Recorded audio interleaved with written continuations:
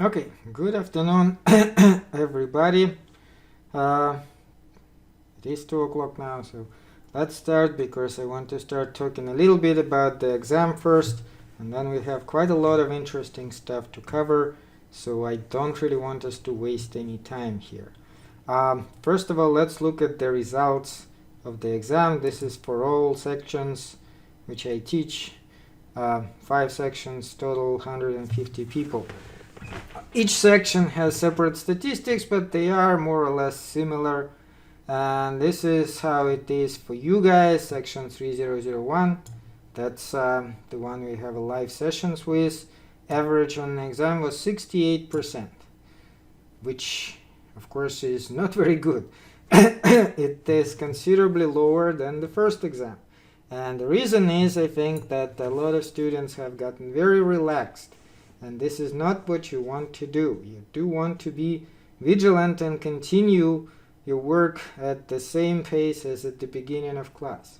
When you start skipping lectures, when you start skipping assignments and so on, this is when it starts going down. And this is what will, of course, eventually determine who gets an A, who gets a B, and who gets grades lower than that. Because people who get an A in class typically do their best throughout the class and not just at the beginning or at the very end when it may be too late for that.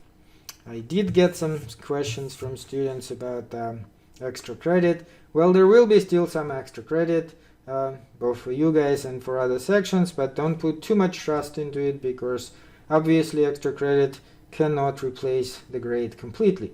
You have to do the work, and it's only in addition to the whatever points you have at extra credit would matter.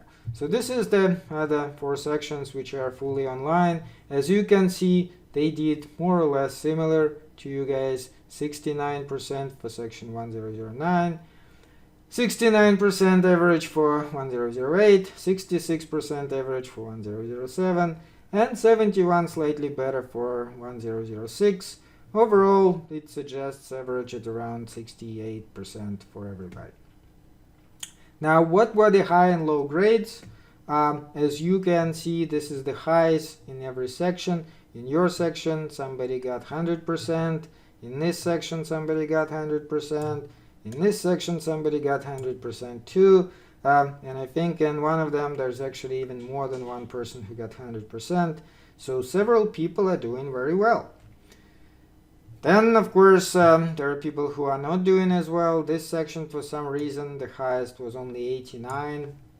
I have no idea why sometimes, but you can see their average is also lower. So that suggests that probably we have some students here who are not, more students here that are not doing their best, and fewer students who actually are doing their best. And I don't know exactly why. It's always like this, but it's just one of those things. And this is the lowest, so the lowest grade in your section is actually not that bad, although it is obviously bad to have 47. That's definitely an F. But there is an even worse ones, like this section somebody got 19%. That's quite an accomplishment. I mean, that's pretty much what you would expect if you don't know any answers. And even then you could do a little bit better because just by randomly guessing you should get at least 20%. So that's like quite a negative achievement. And here 22% and here 28%. So like in other words, those are obviously students who did not prepare at all. And then they decided, hey, let me just take it without preparing at all and see what happens. Well, this is what happens. And of course, that will drag your average down no matter what you get now in the final, no matter what you get in homeworks, that's going to have an effect. And so for these students, probably having an A in class becomes an impossibility, but they of course still can pass it if they do well in the remainder of the class and especially on the final.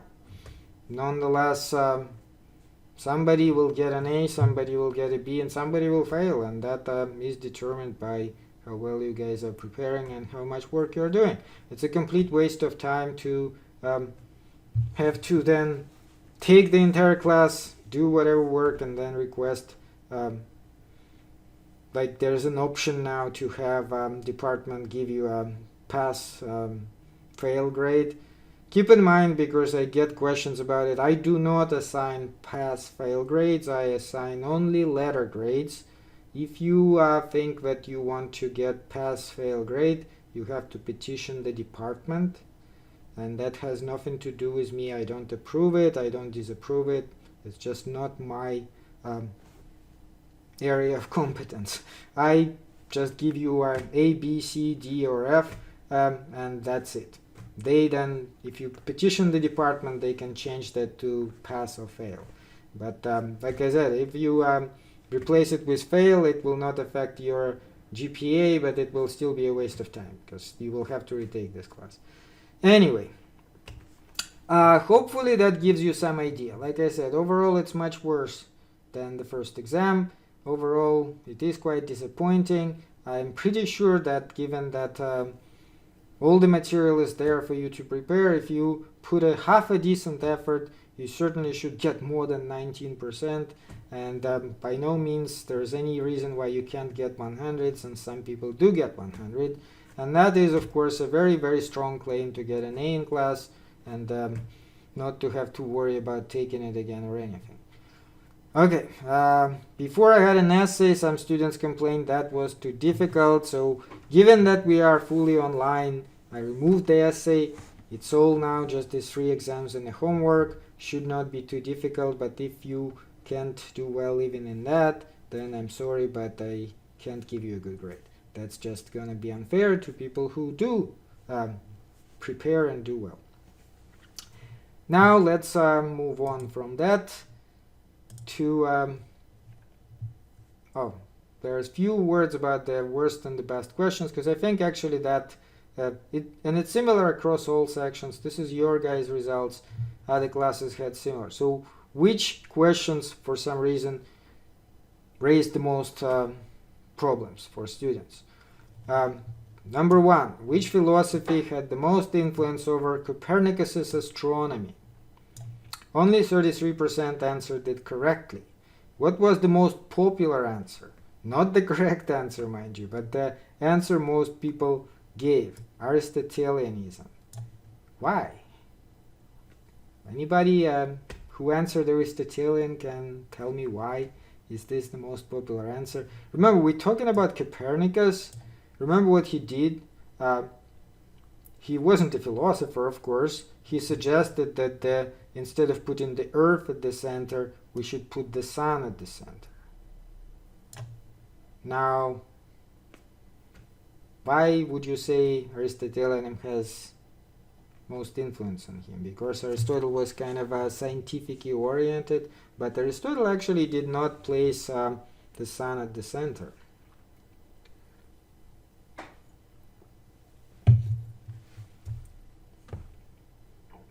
Anyone?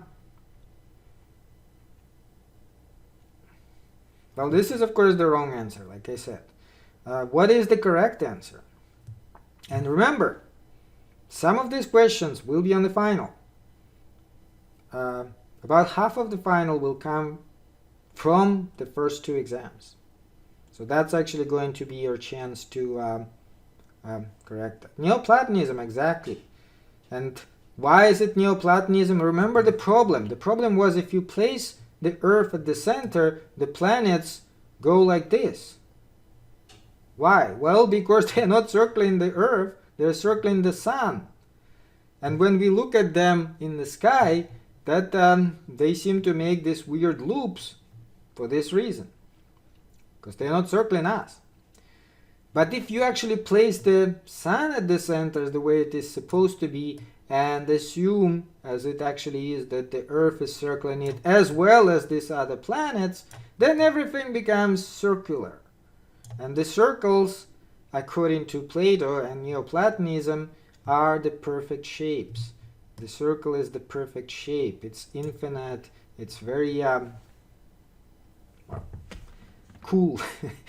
So that is why the correct answer here was Neoplatonism. Now, how about this one? According to Berkeley, our ideas of objects are caused by what? Most popular answer, our own minds. That is a very, very bad misunderstanding of Berkeley. What is the correct answer here? What it causes our ideas of objects, according to Berkeley? God, exactly, God. Remember, that's an example we had a number of times, and I'm telling you, if my mind causes objects, why can't I cause the suitcase of with millions of dollars on my table? What's wrong? My mind cannot do that. Why? Well, because all these ideas actually originate, according to Berkeley, from God. So if God gives me an idea that I have $1 million on my table, then there'll be $1 million on my table. But I can do it. You can do it. Nobody can do it except for God. So that's a very big misunderstanding of Berkeley, even though it's idealism. But remember why he said it's an idealism? Because he said there's really no objects. This is all ideas caused by God. God directly feeds it into your mind. And so that way the whole thing is simplified. Why would God create the world so that then the world would cause you these ideas? God is all powerful. What's this unnecessary step? Why not just cause these ideas directly to your mind? And kind of like this matrix type of thing, except that you are not swimming anywhere. The mind is just nowhere, but God directly feeds the ideas there. Okay, Berkeley says the word matter refers to what? Again, only 33% correct answers, and most popular, something that is real but unknown indirectly. Again, a big misunderstanding of Berkeley. Yes, exactly, nothing at all. That's what he was saying. There's no matter. What is matter? That's one big thing about him. If it was real, then of course it would not be idealism anymore, would it? Okay, couple of other ones on Kant. According to Kant, the noumena are, and again 33% correct answers. Most popular answer, unknown through rational intuition. No, this is not correct. Noumena are completely unknowable. We cannot know them. In terms of rational intuition, you can somehow try to approach them through not knowledge, through not your mind. But you cannot know them at all. Knowledge, the definition of knowledge, does not apply here. It's unknowable. That's one of the important things about noumena. Only phenomenal world can be known. Now, according to Kant, the objects we find within experience are, and this was really bad because like 22% only answered it correctly. So what are the objects we experience? See, Kant's philosophy is a little difficult about that. But the most popular answer, purely subjective and never the same as for any two individuals, well, that would be a mass, wouldn't it? If it's not the same for any two individuals, how we would ever agree on anything? Yet we agree. If I say I'm holding a pen right now, wouldn't you agree with me? We would all agree. Everybody would agree except completely insane person. I'm holding a pen. So we actually do agree. Now, how is it an idealism then? Well, our mind contributes something, but it contributes it in the same way for all of us. We all have the same mental software. So the objects actually are result of our synthesizing activity of the mind. The mind processes all this feed. Like imagine it this way. This is your mind, right? There is this kind of stuff going into your mind. That stuff has no shape, no color. It's just like bunch of squiggly, figgly, whatever. Your mind then applies its mental software and creates objects out of it using concepts of space, time, and so on. So then you can say, at 5 p.m. today, I saw a pen 2 meters away from my head. How do you come up with this stuff? Note that it would not be in a similar way even for animals, let's say, because they do not have these categories of space and time the way we do.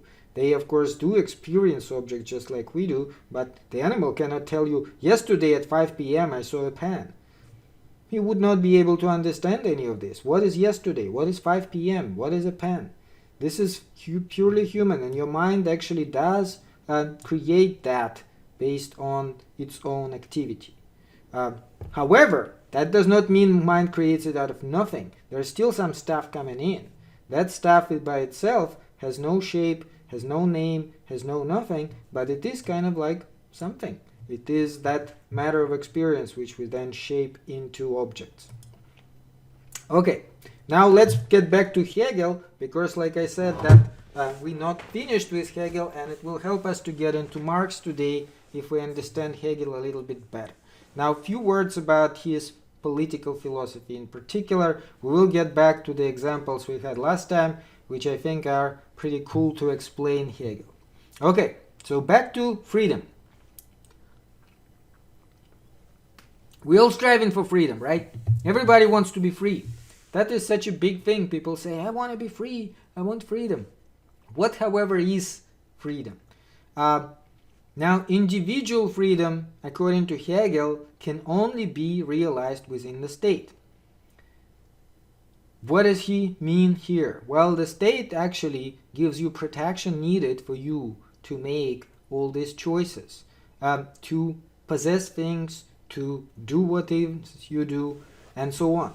Because if you think about it, prior to any society, in terms of freedom, well, people, I guess, could do essentially whatever they wanted, but what was it that they could do? They were busy surviving, they were busy protecting themselves from all sorts of dangers. So what they actually could do was a lot more limited than what we can do today. Why is that the case? Imagine a family living in a cave, 10,000 years ago. Imagine their regular day. How much freedom did they go to the movies? Did they browse the internet? It may be funny, but if you think about it, not only did they not do any of these things, the entire day was dedicated to simple survival. They needed to make sure they have food, because they didn't have a refrigerator to put it into. And on top of that, some other family, some other tribe could come over and take it away from them because they are stronger. Enslave them, kill them. Who would protect them? There's no law. Now, why do we have all these things today? Why can't we just sit peacefully at home and not worry that somebody will come and kill us? The state protects us. There is police, there are laws. Well, somebody can, I guess, still come and kill us, but it's a lot less likely, because that person who wants to come and kill us will think, even though I kind of want to come and kill somebody, but I don't want to go to jail. That's not fun. So perhaps I shouldn't. And that is essentially what state does. And not only on this level, but on all sorts of other levels, it makes sure that you can, for example, go to college, because such things as colleges are supported by the state, and then get a job, because again, private businesses are supported by the state, and so on. So all of this is provided by the state. There is a bit of another question about how far that should go, and Hegel will also raise it, but essentially his idea is that the idea of freedom is closely connected to the idea of the state. This is what he says. Let's look at his quote, and then let's see if you agree or disagree with that. For the state is not the abstract confronting the citizens. They are part of it, like members of an organic body, where no member is an end and none is a means. It is realization of freedom of the absolute final purpose and exists for its own sake. So what he says here contradicts this popular idea which we have in this country, which is that the state is the enemy. The less the state, the better. Now, he essentially is saying the state is not a separate entity, right? He's saying the state is all of us together. 320 million Americans, that's the state. It's not Martians or people from other planets who came to impose the state on us. We, Americans, imposed ourselves on ourselves by creating the state. So let's see, in terms of, wait, I think we skipped something. Did we skip something? No. Okay, yeah, that is an important caveat here, that it does not mean any state is like that.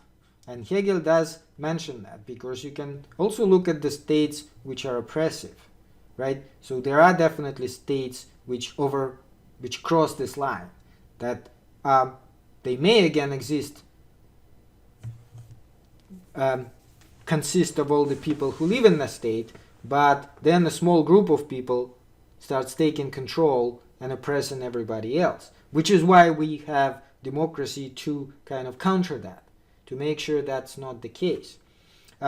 So Hegel is not deifying any state, period. He actually says that actual existing state could have its own share of caprice, chance, error, bad behavior, including by the rulers. But the ideal is to create the state which has as little of that as possible and has as much democracy and freedom as possible. Okay, so now let's do a poll. Do you agree or disagree with Hegel? That would be the question. Yes or no?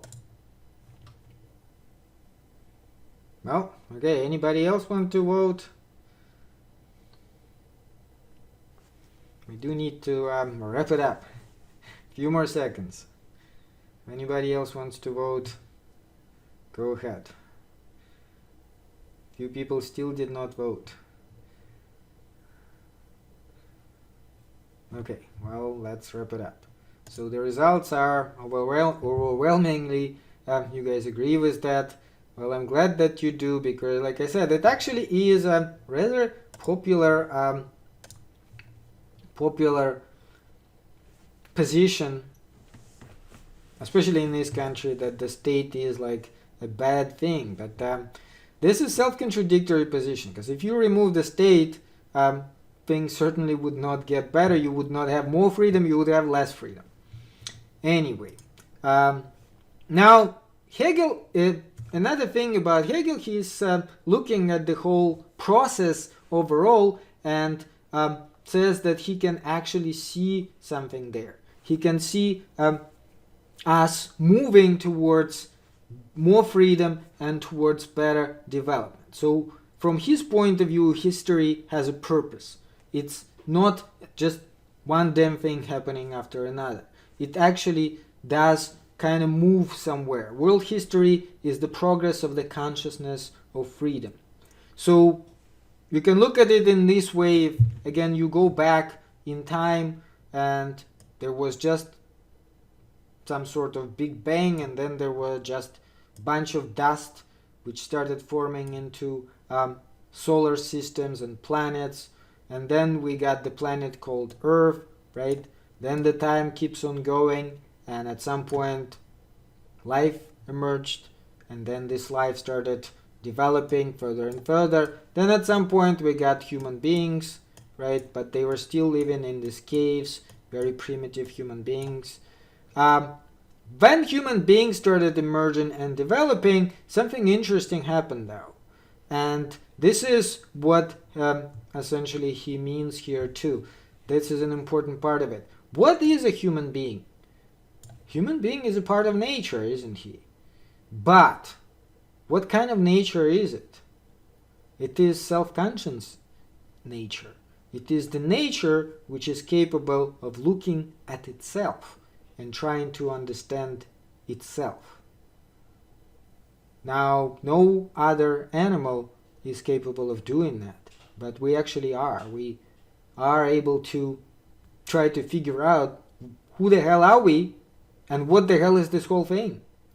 And this is what he's saying, and we are getting better at it because we developed language, we developed all sorts of other ways, as I will say in a few minutes, more about that, to basically do that, to do self-assessment, to try to understand who are we, why are we here, and what is going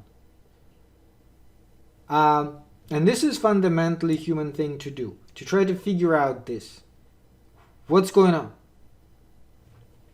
Okay, so what is the relation of a person to the state? On one hand, you pursuing your subjective personal interests, right? Everybody does. I mean, we're all thinking about ourselves first of all. But the choices available to you are made possible by other people, by the society. That's the damnedest most interesting thing. And without these other people, none of it has any meaning. Because if you think about the goals you have in life, whatever it is, there'll be other people involved there, for sure. There's pretty much no goals which would have nothing to do with other people whatsoever. Even like there's such ideas as to get a job, to earn good living and so on. Well, what does that specifically mean? First of all, would be a family somehow involved in this, right? And then your friends, and then some other people too. Like all of this would have some sort of relation to all these people. And like I think I mentioned it many times before, if you are an inhabited island, or let's say everybody disappeared, you're the only person left on Earth. There's a movie like that with, what's his name? Kind of an interesting idea. You wake up one morning and there's no other people whatsoever. Nobody. Just not a single person. How interesting your life would be. What the hell would you be doing? Well, in reality, you'd probably die pretty soon.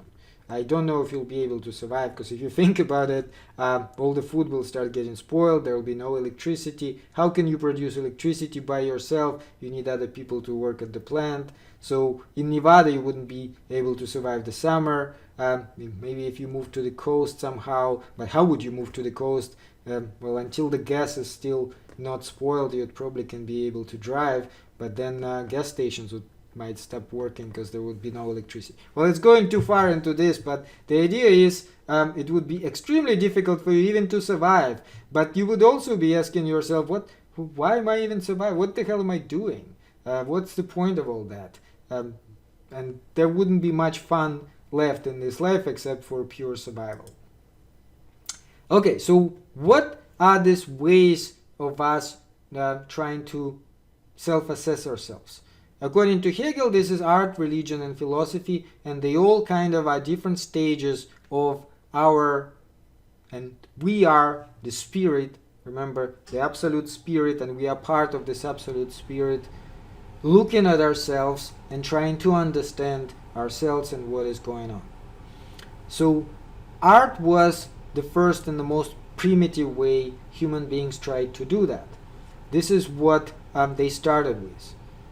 They were doing these drawings, they were trying to understand something there, but that was still very unconscious, because you can see how in the works of art, the artist doesn't know exactly what exactly is he or she trying to represent there. They cannot explain it in simple words, but they are nonetheless trying to do that. And the people who admire art, they also cannot do that. You can't say, well, I like Mona Lisa because this, and that. Well, you can try, but that would be difficult. Nonetheless, there is something there. Now, the next stage now would be a religion. So, art is, instead of speaking the truth about the reality, you try to show the truth. And showing the truth is more difficult than speaking it. So, then religion is the next step.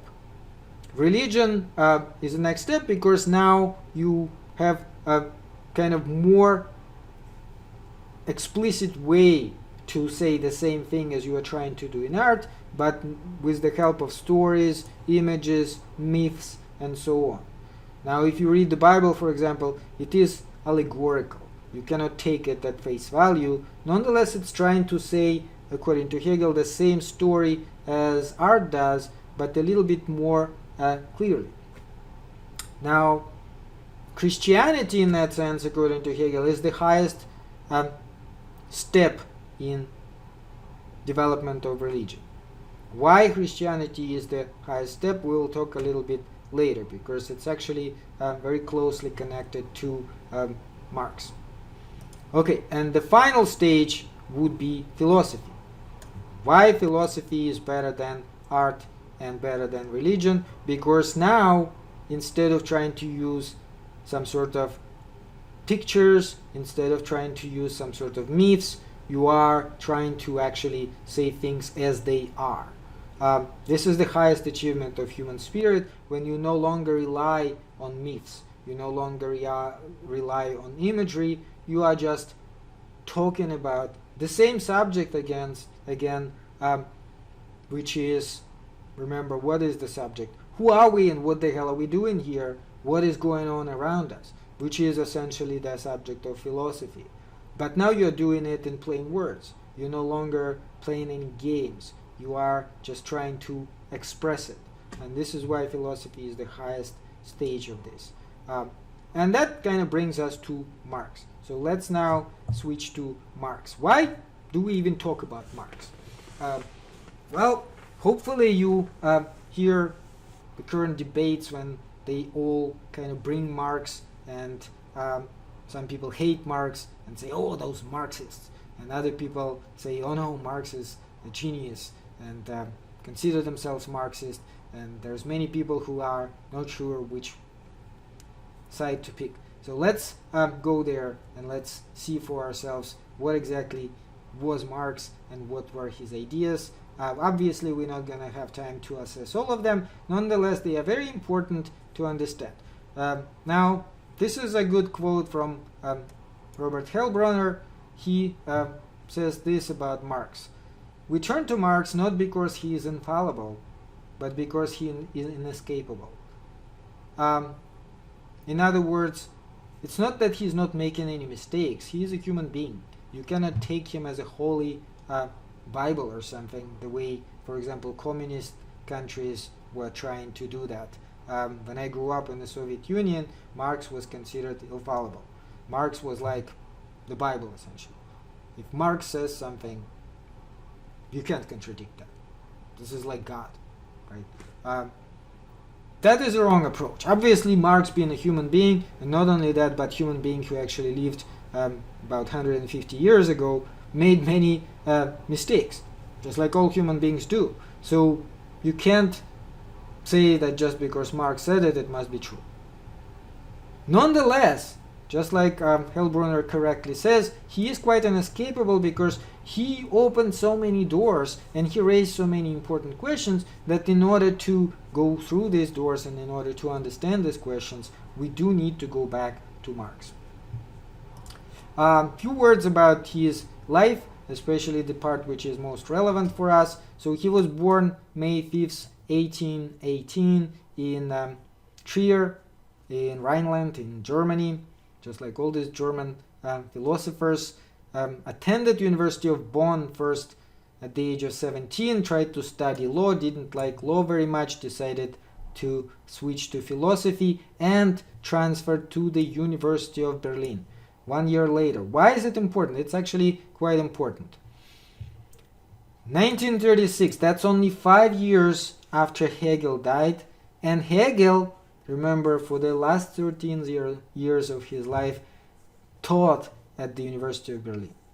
So that's the same university. There were still some students around the university who took Hegel's lectures. Hegel's philosophy was all over. His students, remember I told you guys, adored him. They considered him to be a genius, and they really were devastated by his death. So these ideas influenced Marx greatly. They influenced many other people greatly. Now, eventually he got his doctorate in philosophy, not at the University of Berlin, but the University of Jena a little bit later, 1841. He tried to teach, but that actually wasn't possible for him because his ideas at the time were already considered too extreme. He tried to turn to journalism, write for a newspaper. Even that didn't work very well. German authorities did not like his approach, which you probably know is rather revolutionary. So he had to leave. He lived in Paris for a while, then he couldn't stay there either, and eventually he settled in London, 1849, and for the rest of his life he lived in London in complete poverty. Most of his life he was very poor. He was writing his most famous work, The Capital, for many years, living in poverty until he finally died in 1883. Capital was actually not finished. Only the first volume of Capital was published during Marx's life. Second volume was published by Engels after he died, and the third volume is actually wasn't even completed at all, and Engels tried to kind of put it together in some sort of way, so we can only guess what it would end like if Marx was still alive and was able to finish it himself. Nonetheless, this is what he did for the last few years. Capital is the most famous work by Marx, but actually he did a lot more work, and a lot of other stuff is, I think, more interesting and exciting for us than Capital. So today we will not talk about Capital, we will talk about his early work. And his early work is especially closely connected to Hegel. Again, because, like I said, when he was a student at the University of Berlin, he was there right after Hegel's death, few years after Hegel's death, and he did kind of immediately get into this environment where some students adored Hegel and considered themselves right-wing Hegelians, or what later became known as old Hegelians, and other students also adored Hegel and considered themselves left-wing Hegelians or young Hegelians, and Marx will be one of those students. Why such divide? Well, actually Hegel is difficult to put into any clear niche. His work is quite ambiguous. It's like you can almost read anything into it. It's hard to say what exactly was his position. He's trying not to give you a very clear answer, for example, to such questions as, is there God? One of the reasons for that was, of course, it was dangerous. In Germany at the time, many of his colleagues lost their position because they actually said there's no God and showed themselves to be atheists. Beginning 19th century, that was not very popular with the authorities. So he could not say that even if he wanted to. The other reason is, I don't think he ever wanted to. He actually did not think there could be a plain answer to such question as, is there God? Because that all depends on a definition of God, and we don't really have a clear definition of God. We don't know, in other words, what God is. And unless you know what God is, you cannot say whether there is God or not. First, you have to define your terms. You have to be sure what are you talking about. If you're talking about a pen, we know what the pen is. So I can say there is a pen or there is no pen in my room or on my table. But in order to say whether there is God or not, you have to understand what God is just as well as you do with the pen. And nobody really is able to do that. Anyways, so this split was quite important because there was an important difference between old and young Hegelians. Old Hegelians were thinking of Hegel a little bit more as a conservative thinker. They were thinking that perhaps what he means is he glorifies the state the way the state is in Germany at their time. So what Hegel is actually saying is, his famous saying, what is rational is real and what is real is rational. They were saying, well, that means that the state we have today, this German state, is rational because it is real, and so we should not change it. We have a monarch, we have this system of government, we should not touch that. Now, young Hegelians were actually contradicting. They were saying, no, you misunderstand Hegel completely. What Hegel is saying is only the state which is true to its proper name is the real state. And the state we have in Germany today is not, because it is not democratic. It does not let its people all this develop themselves and have all these rights and freedoms which the state is supposed to do by definition. And so, no, we should overthrow that government. We should change this situation. And we should have a state which actually represents the people. So note that this is a very important distinction, and amazingly enough, both of them can be read from Hegel's work. So Marx, of course, was the left Hegelian. Now there's another important question there, and it's a question of God. What exactly is God? What does Hegel mean by God? conservatives were emphasizing this theistic side. They were saying, well, remember, he said that Christianity is the best form of religion. And so that actually means that he is a Christian. He considers himself a Christian. Even though he has this more pantheistic interpretation of it, as in God, not exactly how maybe Catholic or Protestant church sees God as a separate entity. According to Hegel, God is, we, the people, each one of us. Nonetheless, it still is God. Marxist was saying, well, rather at this time, young radicals, the Marx among them, that no, that's not how you should understand Hegel. In fact, this is a very important distinction. Hegel is saying human beings are God, and that's the only God there is. So it's not really that there is a separate God or God which is part of this world. It's that the only God there is are us, human beings. And so we are the only God. There's really no God other than us. And this is an important question. So now, alienation. Alienation is an interesting concept because this is kind of like one of the key concepts in early Marx, and he also did kind of read it from Hegel. We did talk about it a little bit last time in one sense of the word. Remember, we were talking about the ancient Greece and why ancient Greek people were not happy with their society. But we also have certain problems like the ancient Greeks too. We also are not very happy with our society or with ourselves. So what exactly is alienation? It's basically the state of unhappiness, the state of our dissatisfaction with ourselves and with our life.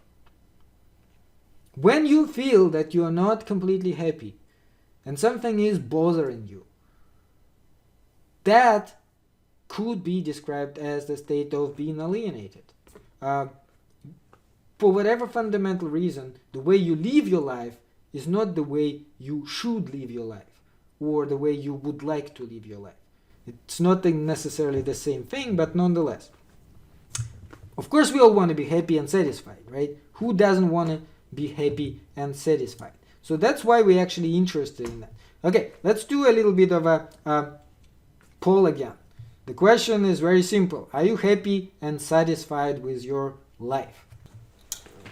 9 people said that you are happy and satisfied, and 3 people said that they are not happy and not satisfied. Well, obviously, it's kind of a difficult question to address directly, but I will give you one example of what we can actually use here. I periodically like to watch TikTok. I like to stay, current with what's going on in the lives of especially your generation, guys.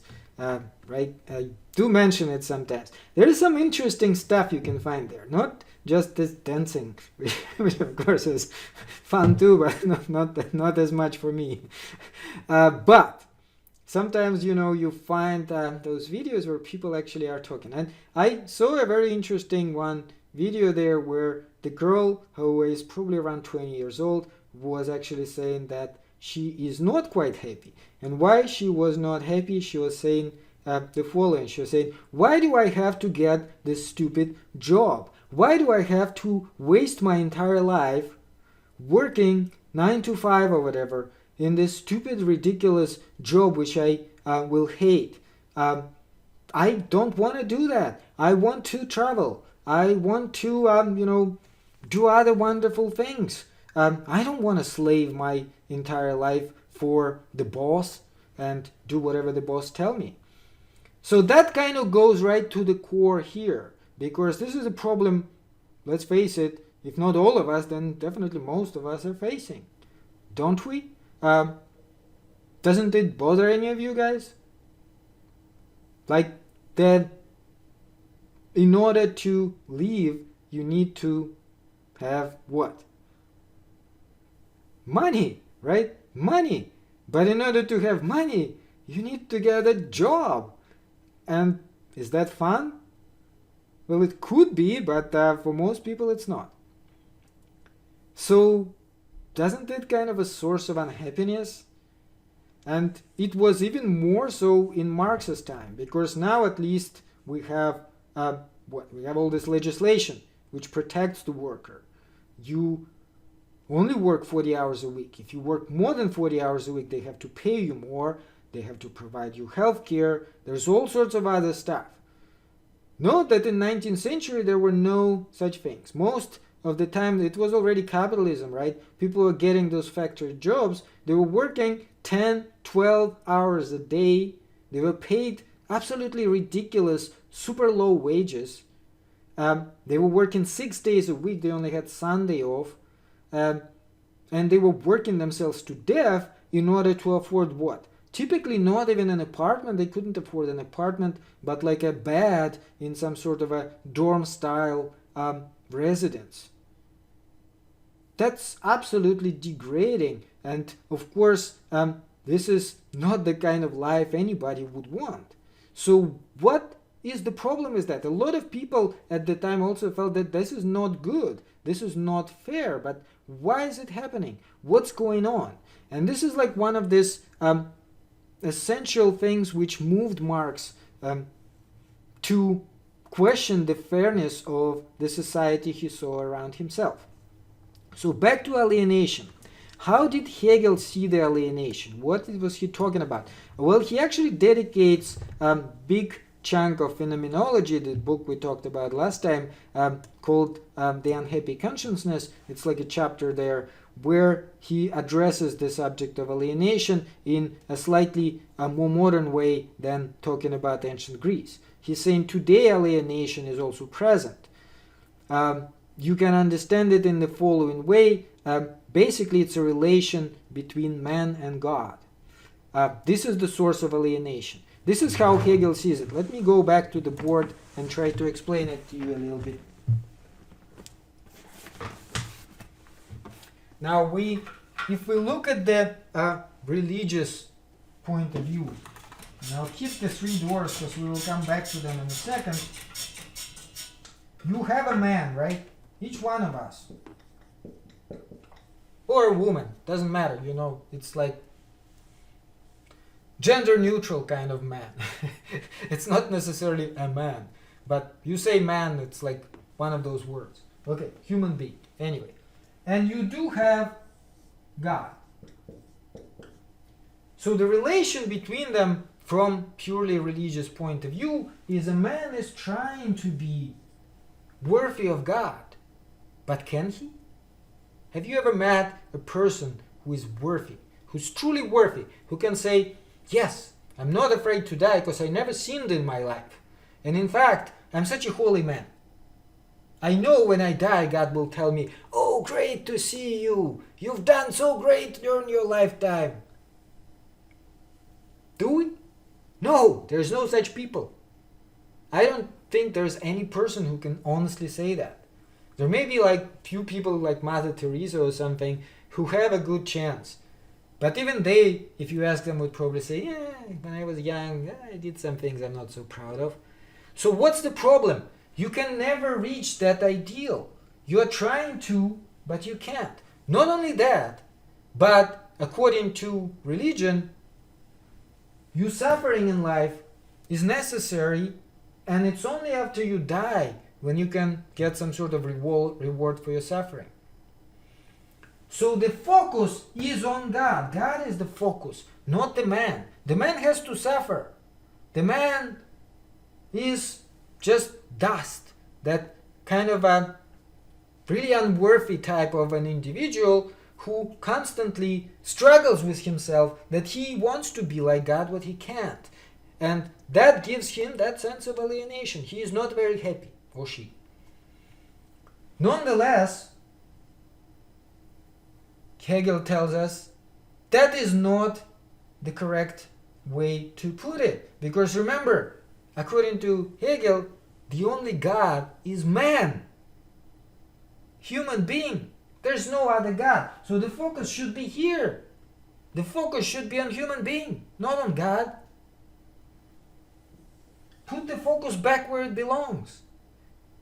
You have this life, you don't even know if there's another life. So why not make this life good?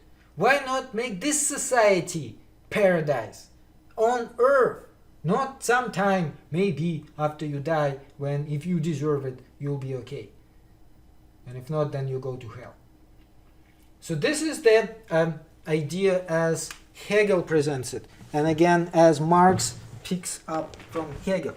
The idea is that the religion, while it gets some of these things right, it gets the most important thing wrong. It puts the emphasis in the wrong spot. And also note that this kind of explains to you why he thought Christianity is the best type of religion. Why do you think Christianity, according to Hegel, is the best religion?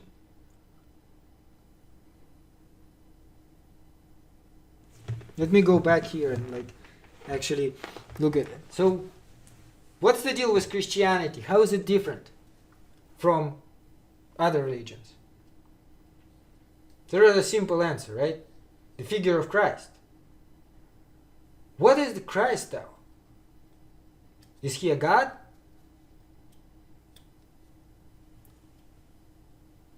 Well, he is God's son, but remember, God is a Holy Trinity, so he is God. He is not God the Father, he is God the Son. But the Holy Trinity is triunity. It still is God. He's not a simple man. But he also is a man. He is this kind of transitional figure between God and man. He is both. He is God and he is a man. So now the focus from God shifts towards man. It's not man yet, but it is already not fully God. So this is why Hegel was saying Christianity is a step up, because Christianity realized that at least one man is God. What's the next step? To understand that all men are God. Okay.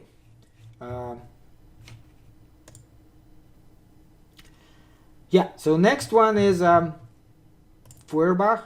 What is the difference with Feuerbach? Feuerbach basically, he picks up on Hegel. Feuerbach was a student of Hegel. He was actual student of Hegel who was there during the time when Hegel was teaching. He took lectures with Hegel himself. Marx knew Feuerbach. He actually was even friends with him for a while. And Feuerbach published kind of a very important book called The Essence of Christianity.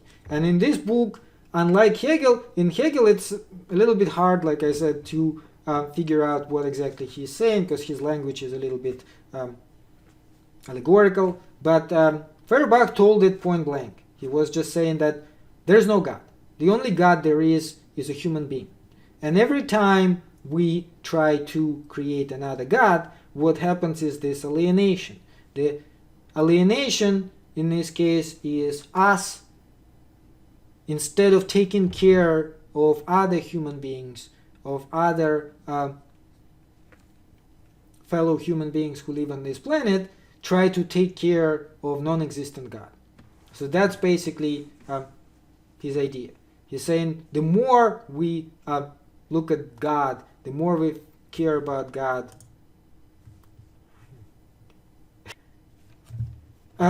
Okay. So the very belief in God, according to Feuerbach, is the sense of alienation. This is a quote from Feuerbach. To enrich God, the human being must become poor. That God may be all, the human being must be nothing. Now, for both of them, for Hegel and Feuerbach, it's a question of interpretation. They both think that we are unhappy because we place the emphasis in the wrong place. We emphasize God instead of man, instead of human being. But Marx went further. He actually disagreed with both of them, and he said, well, it's partly true that we put emphasis in the wrong place, but we are not doing that because we're stupid or something. What actually is happening is a struggle.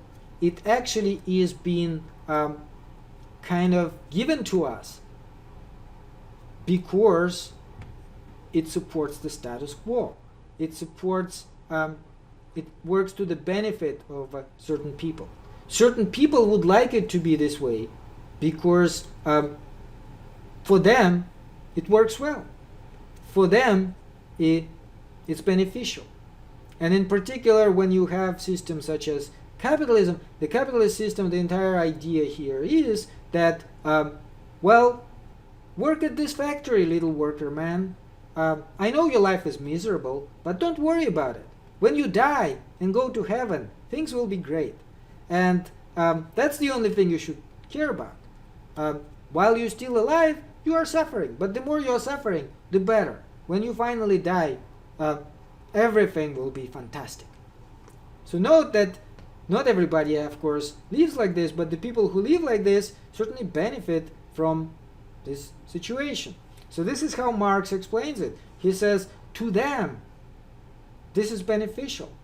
So he's saying religion itself, and this is another famous quote from Marx, you may have heard it. Religion is a sign of the oppressed creature, the sentiment of the heartless world, the soul of the soulless condition.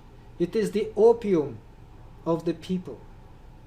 The abolition of religion as the illusory happiness of man is the demand for their real happiness.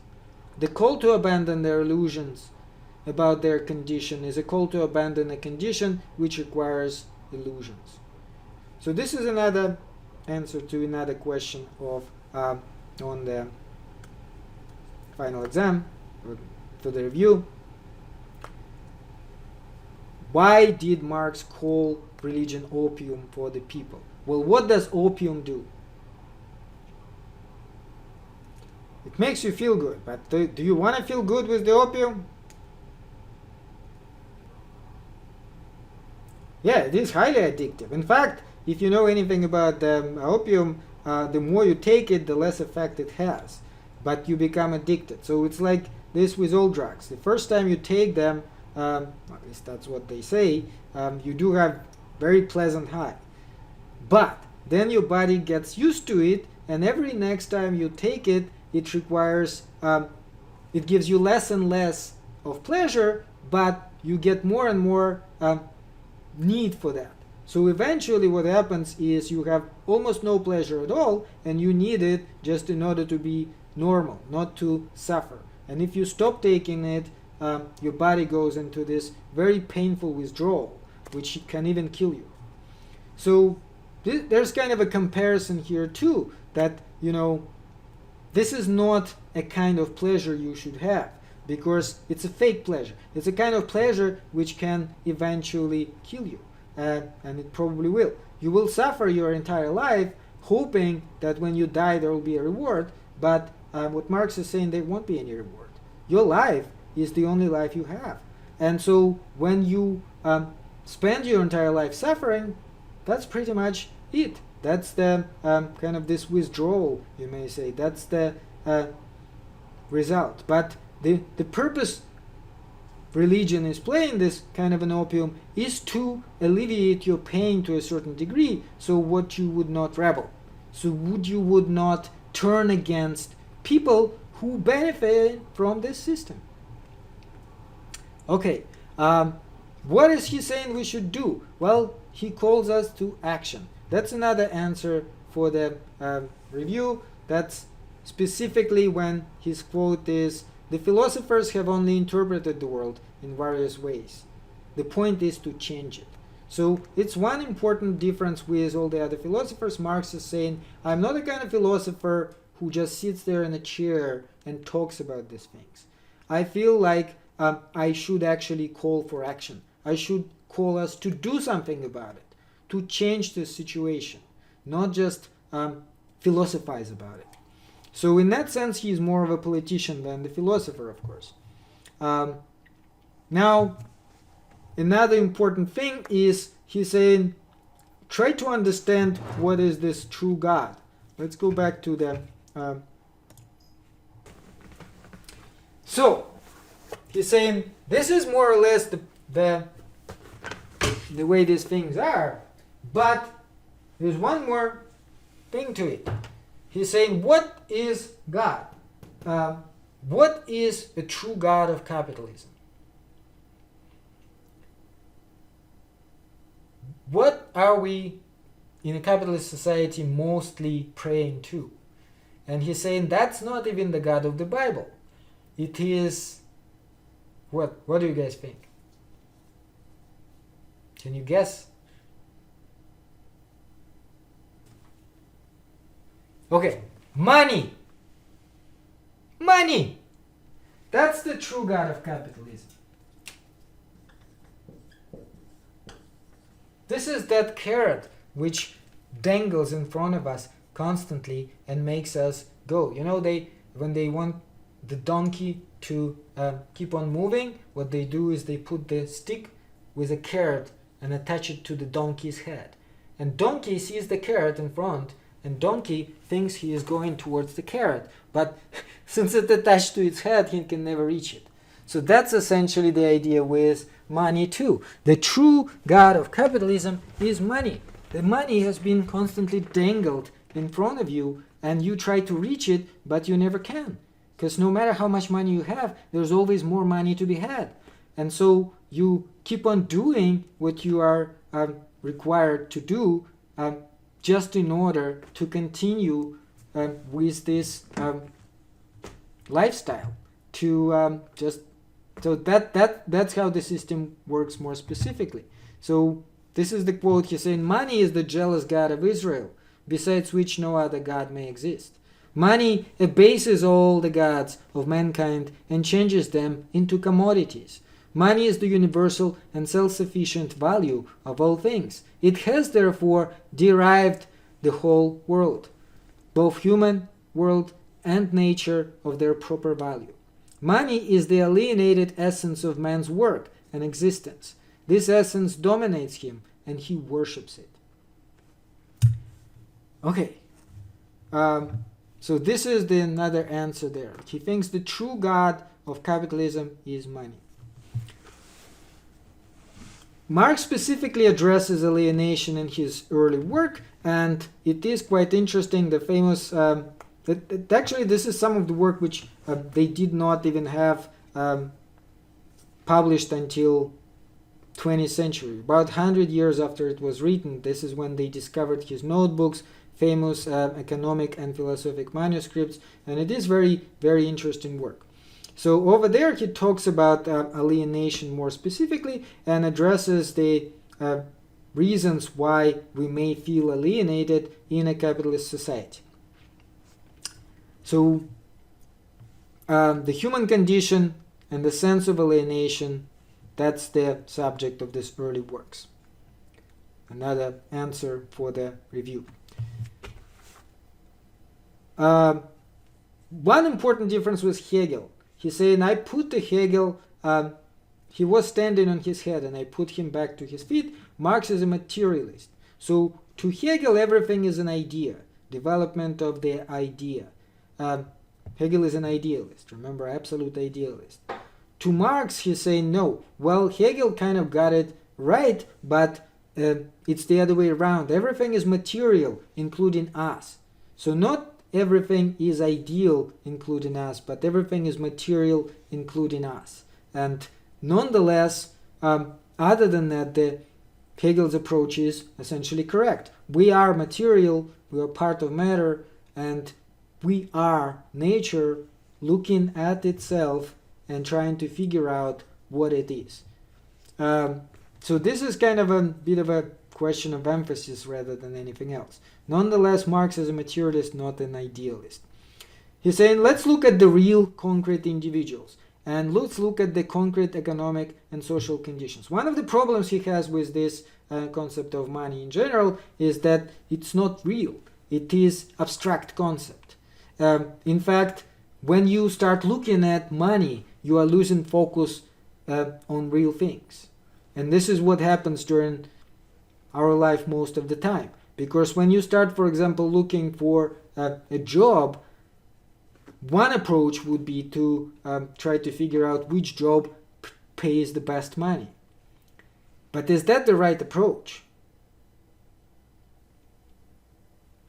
What do you guys think? Should you always get the job which pays the best money? No, because What if this job makes you miserable? Haven't you heard about these people who work like for these large corporations, slave there like morning till dawn, and then have a heart attack when they're like 60 years old, and that's it. They maybe making a lot of money, I don't know, 200,000 a year or more, but are they happy? What is the goal of that? So he's saying that's what money does. Money kind of like completely puts us on the wrong track here. If we are confused about what exactly should we be doing in this life. And that is the result of the alienation. Alienation itself happens in capitalism for two important reasons. One reason is the division of labor. As long as the man works on a factory in a capitalist society, he or she definitely would be unhappy. Why? Well, what is the factory work? It's a mechanical type of work where you typically do only one little thing. Like all day you are screwing a particular, screw on conveyor belt. They didn't have conveyor belts at the time, but the idea is the same. Conveyor belt came later, and one of the reasons conveyor belt was even invented is to make this even more mechanical. This division of labor is a natural process of the factory production. When you have large factory, you cannot have one person do everything, right? You have 10,000 people or whatever, and each one of them does this one little operation, which works economically rather well. But in terms of like how it affects the workers themselves feel alienated. And he's saying that that can happen through several ways. One of them is workers are alienated from the product. What does it mean? Well, whatever it is you're producing, it's not yours. How did they do it back in the day, let's say in medieval times even? Well, if you are a shoemaker, you would get material, you would design shoes, think I'll make shoes which look like this, then you will do the entire thing yourself, right? You will create a product. And then you will have these shoes which you can actually wear, or you can give it to your family members, or if you want, you can sell it. What happens in the factory? Do you have the product? Like let's say if you are in a factory making cars. When the car has been made, is that your car? No. The product belongs to the owner of the factory. You have no say there. So that's another thing. You are alienated from the process. Meaning you cannot decide how to make this car. Nobody asks you. They pay you hourly wage so that you could come and do this one little operation on that car.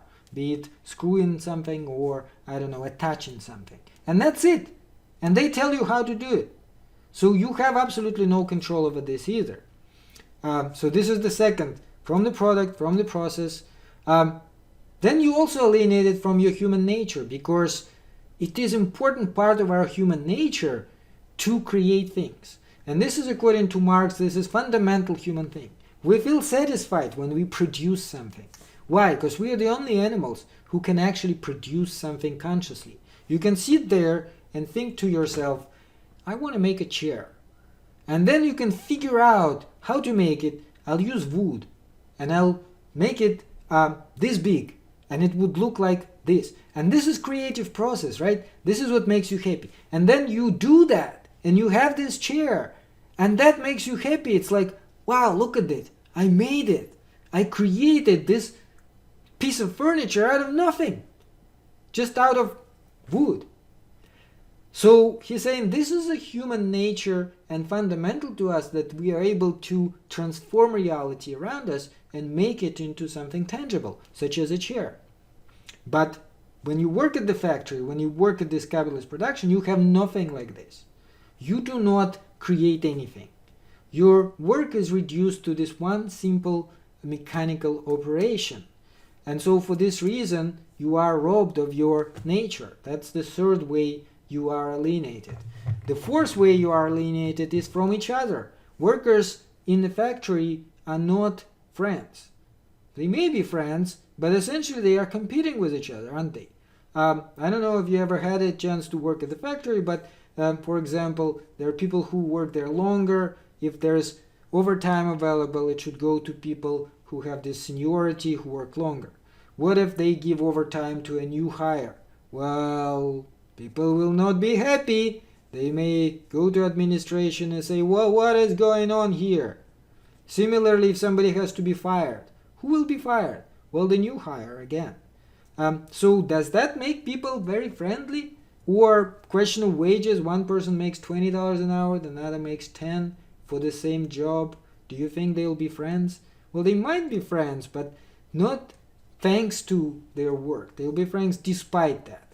Maybe they'll be like, we're all in this together, so may as well. But essentially the idea still is that it will kind of try to drag you apart. People will get jealous about who gets what kind of a job, who gets how much pay, and so on. So this is the ways capitalism is, according to Marx, alienating. This is how it alienates us. He's saying the most important relation, in fact, we have is our relation to, not to money, but our relation to what? Our relation to, first of all,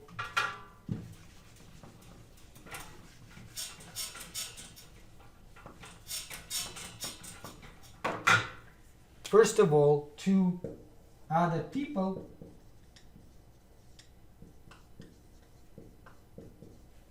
and second of all, to things. And this is what is fundamental part of our life. We have two-way relation with things. First of all, we are producing them. We are the ones who make them. And this is again important because it makes your life more fulfilled if you are producing something. And second of all, we are consuming them. Right? And again, this is an important part of life. How do you consume? What do you consume? And all of this is closely related to other people because note that you cannot really produce anything without relation to other people. You are producing it and then giving it to other people somehow, selling it or whatever. And also other people produce things for you, so you cannot consume anything without other people participating in that. And this is how we all are interrelated. This is kind of like this important part of life, which does make your life more meaningful when you have other people working for you, in essence, like making food which you eat, making furniture which you're using, and also you making for other people by, again, producing furniture or producing food and seeing these other people enjoy that. When you make a chair and somebody has this chair and enjoys it and you ask him, do you like it? How are you enjoying it? And let's say this person tells you, oh, great chair, I love it, it's fantastic. Wouldn't you feel good? So again, what he's saying is the essence of capitalism is to rob you of all these things.